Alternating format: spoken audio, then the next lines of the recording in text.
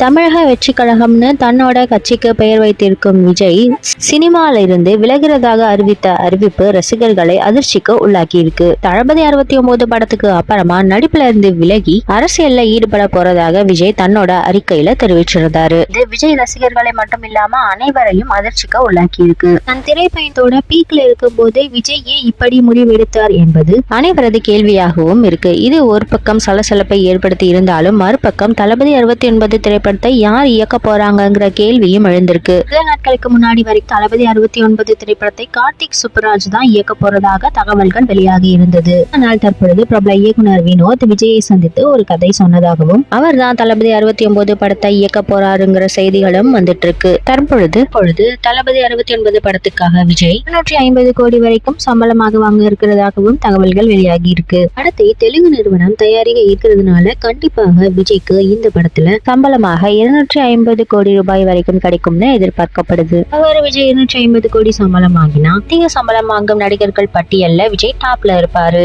இதிலேயே பூஜையிடம் அந்த படத்தை அறிவிக்க இருக்காங்களாம்.